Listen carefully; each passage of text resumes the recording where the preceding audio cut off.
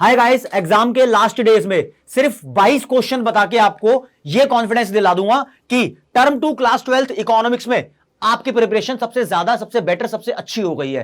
क्योंकि ये सिर्फ 22 इंपॉर्टेंट क्वेश्चन नहीं है, ये exam oriented most important questions है। ये करने के बाद एग्जाम में 90% से ज्यादा आपका पेपर आ जाएगा। मैं आपका भाई, दोस्त, educator of economics love Kaushik इसको शुरू करता हूं और बताता हूं कि क्या क्या आपका पैटर्न है और किस तरीके से आपने 22 क्वेश्चन करने हैं। जैसा कि आप लोगों को पता है और आप स्क्रीन पर देख पा रहे हो कि आपकी जो अब टर्म 2 वाली इकोनॉमिक्स है, पेपर 40 नंबर का आने वाला है। उसमें दो बुक है, एक इंडियन इकोनॉमिक डेवलपमेंट और दूसरी मैक्रो इकोनॉमिक्स है। इंडियन इकोनॉमिक डेवलपमेंट 18 नंबर की आ रही है और मैक्रो इकोनॉमिक्स 22 नंबर की आ रही है। और इसमें सिर्फ दो ही यूनिट है, एक नेशनल इनकम और दूसरी determination of income and employment. किसी भी बुक से पढ़ रहे हो आप, कोई फर्क नहीं पड़ता, ठीक है। फिर आ जाओ, इंडियन इकोनॉमिक डेवलपमेंट में आपके पास 3 चैप्टर आ रहे हैं। एक अनएम्प्लॉयमेंट यानी एम्प्लॉयमेंट ग्रोथ से रिलेटेड है, ठीक है, पहला चैप्टर ये। दूसरा आ रहा है इंफ्रास्ट्रक्चर का, तीसरा आ रहा है एनवायरमेंट एंड सस्टेनेबल डेवलपमेंट का। 3 चैप्टर आ रहे हैं और लास्ट में एक यूनिट है, इंडिया चाइना पाकिस्तान के नाम से बोलता हूं उसको मैं, ठीक है। ये यूनिट है, यानी यूनिट 2 से 3 चैप्टर, यूनिट 3 पूरी की पूरी वो एक अकेला चैप्टर है। तीनों कंट्री की कंपैरिजन करनी है। तो आपको बताऊंगा 10 क्वेश्चन इंडियन इकोनॉमी से और 12 क्वेश्चन बताऊंगा मैक्रो इकोनॉमिक्स से। टोटल मिला के 22 क्वेश्चन हो जाएंगे और आपके पेपर के अंदर 40 नंबर का जो आएगा उसमें 13 क्वेश्चन होने वाले हैं। अब ये मत सोचो कि 13 क्वेश्चन होने वाले हैं, चॉइस भी होती है। 2 नंबर के क्वेश्चन में भी चॉइस होगी, 3 में भी होगी और 5 नंबर के क्वेश्चन में भी चॉइस होगी। कुल मिला के 17 क्वेश्चन होंगे, आपको उसमें से 13 अटेम्प्ट करने होंगे। इस बात का कॉन्फिडेंस अपने पास रखना यार। अगर अभी तक तुम प्रिपरेशन अपनी शुरू भी नहीं कर चुके हो ना, और अगर तुम्हें शुरू करनी है तो पुरानी वीडियोस स्टॉक में प्लेलिस्ट बना रखी है इस चैनल पे, आपके बहुत काम आएगी।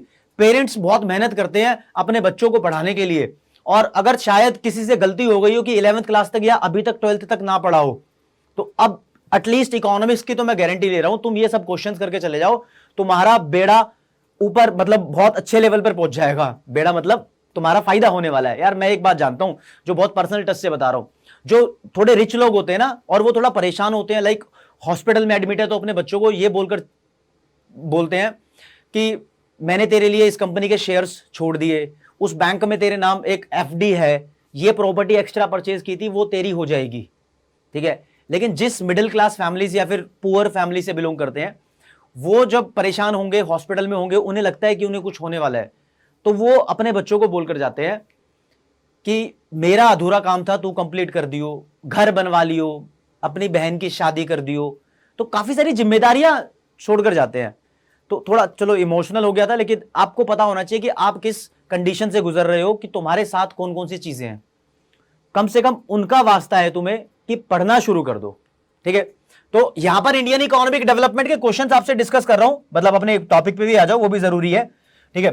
तो इंडियन इकोनॉमिक डेवलपमेंट में सबसे पहले 2 क्वेश्चन स्टार्टिंग के, ये क्वेश्चन अनएम्प्लॉयमेंट वाले चैप्टर से है, और जो लास्ट के 2 क्वेश्चन इस स्लाइड पे लिखे हैं, ये क्वेश्चन इंफ्रास्ट्रक्चर से है। तो पहला आपके सामने पेश है, distinguish between formal sector employment and informal sector employment.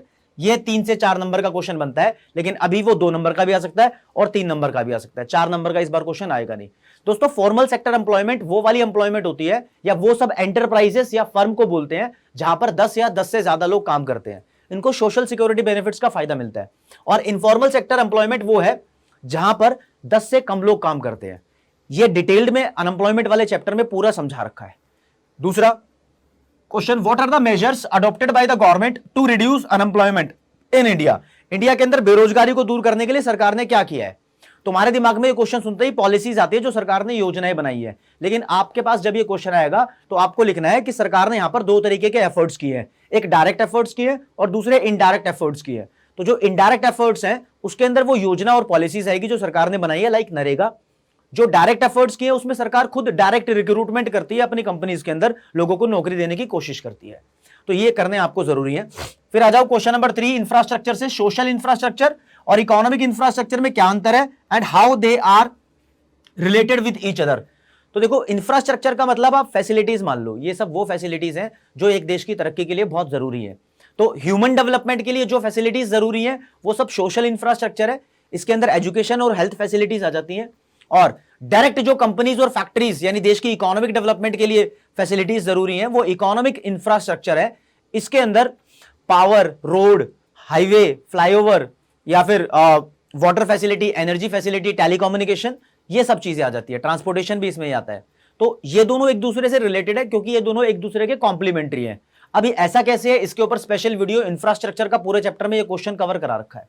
ठीक है जी। क्वेश्चन नंबर 4 लिखा है, infrastructure contributes in the economic development of a country, do you agree, give reason. ये धाकड़ क्वेश्चन है, इस बार सीबीएसई का जो सैंपल पेपर है उसमें भी ये पूछा गया है।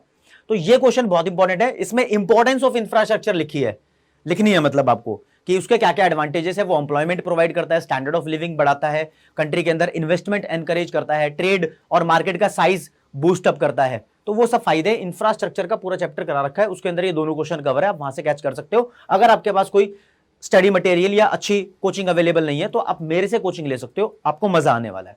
आ जाओ जी। अब ये जो क्वेश्चन है इन्वायरमेंट वाले चैप्टर से, तीनों के मतलब ये जो 3 क्वेश्चन लिखे 5, 6, 7 ये के।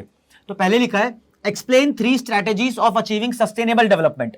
डेवलपमेंट और सस्टेनेबल डेवलपमेंट ये 2 अलग अलग वर्ड है।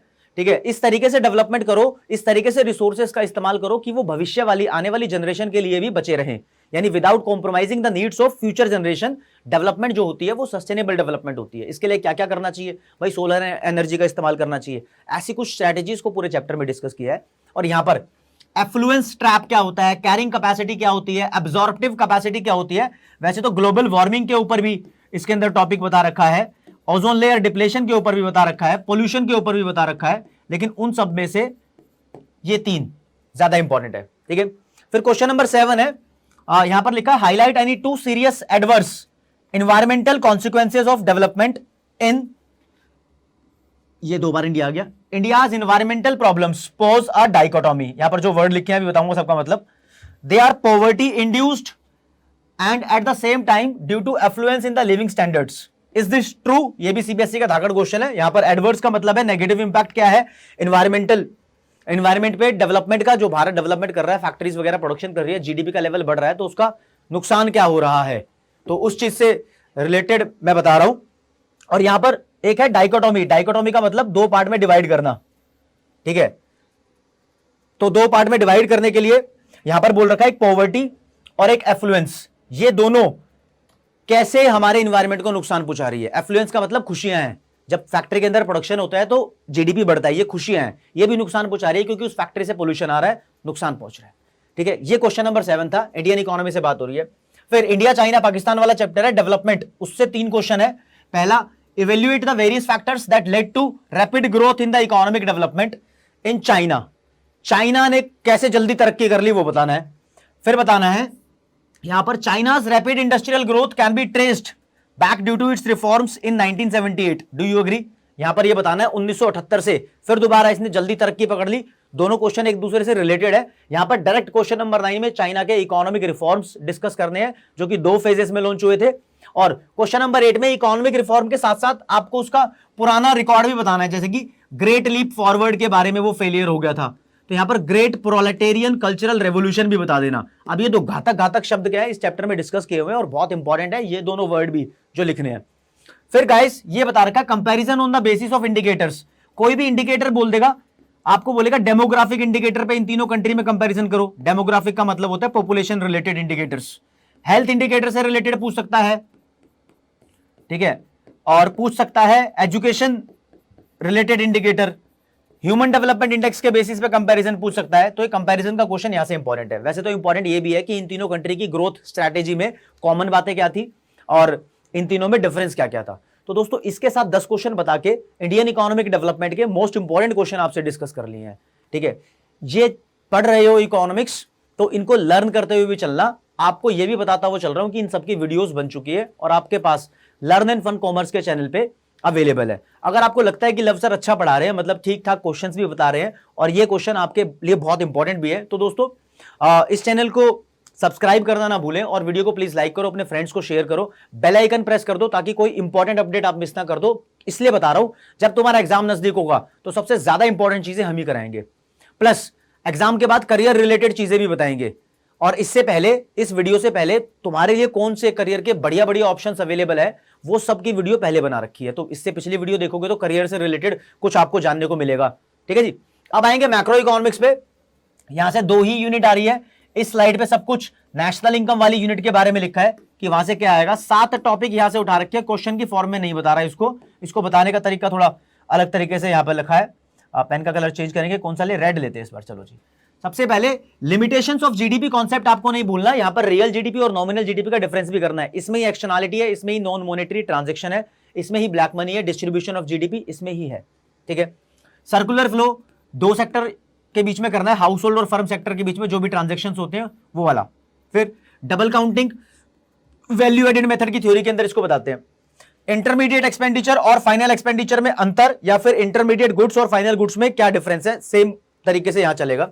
स्टॉक एंड फ्लो वेरिएबल्स में डिफरेंस 3 पॉइंट कर सकते हो यार, इसके भी 3 ही पॉइंट करना, मतलब ये लॉन्ग आंसर क्वेश्चन के अंदर आपको करने की जरूरत नहीं है क्वेश्चन, क्योंकि मैक्स टू मैक्स 5 नंबर का ही आने वाला है, 6 नंबर का नहीं आने वाला। तो 5 नंबर का ही बताता हूं, ऐसा कोई थ्योरेटिकल क्वेश्चन खास डायरेक्ट 5 नंबर का नहीं आ जाएगा, उसके पार्ट्स में ही आएगा, ठीक है। प्रिकॉशंस यहां पर लिखा है, तीनों मेथड की प्रिकॉशंस आपको करनी होगी। प्रिकॉशंस में एक बात खास है कि आपसे क्वेश्चन पूछेगा कि कुछ आइटम्स दिए गए हैं, नेशनल इनकम में इसको इंक्लूड करेंगे या नहीं करेंगे। जैसे कि बोलेगा ट्रांसफर इनकम का कोई एग्जांपल दे दिया, गिफ्ट, स्कॉलरशिप, ये नेशनल इनकम में ऐड होता है या नहीं होता, जी नहीं होता क्योंकि ये ट्रांसफर इनकम है। तो ऐसे कुछ लाइंस लिखी हुई मिल जाएंगी, या फिर डायरेक्ट बोल देगा इनकम मेथड के थ्रू कोई 2 या 3 प्रिकॉशंस बताओ, या मेथड का नाम लेके प्रिकॉशंस बता देगा। तो प्रिकॉशंस पता होनी चाहिए। आजकल प्री बोर्ड में काफी सारे स्कूल्स के पेपर में मैंने देखा ये क्वेश्चन आया है, ठीक है। और 110% यहां से न्यूमेरिकल तो आने ही वाला है। अब आप बोलोगे न्यूमेरिकल कौन सा बनता है नेशनल इनकम से, तो एक तो तीनों मेथड से, इनकम मेथड, एक्सपेंडिचर मेथड और वैल्यू मेथड से बनता है न्यूमेरिकल। एक न्यूमेरिकल जीडीपी वाला बनता है, रियल जीडीपी और नॉमिनल जीडीपी की हेल्प से हम जीडीपी डिफ्लेटर निकालते हैं, वो बहुत इंपॉर्टेंट है फ्रेंड्स। आ जाओ determination of income and employment वाली यूनिट पे। यहां पे सबसे ज्यादा घातक और इंपॉर्टेंट एडीएएस अप्रोच और सेविंग इन्वेस्टमेंट अप्रोच है। इस अप्रोच के अकॉर्डिंग हम डिटर्मिनेशन ऑफ इक्विलिब्रियम करते हैं, जैसे कि ये वाली, ये 45 डिग्री लाइन है और ये एडी कर्व है, और यहां पर क्या होता है, ये मान लो एक्स एक्सिस है, ये इन्वेस्टमेंट का कर्व बना दिया, ये सेविंग कर्व बना दिया, तो यहां से और यहां से ये जो पॉइंट आया है ये इक्विलिब्रियम इनकम है। एसआई अप्रोच और एडीएएस अप्रोच आइडिया दिया है, सिर्फ प्रॉपर देखना है तो इसके लिए वीडियो बना रखी है, हर चीज के लिए वीडियो अवेलेबल है तुम्हारे लिए, ठीक है। कंजम्पशन कर्व की डेरिवेशन कैसे होती है, सेविंग कर्व से, या फिर सेविंग कर्व की डेरिवेशन कैसे होती है, कंजम्पशन कर्व से।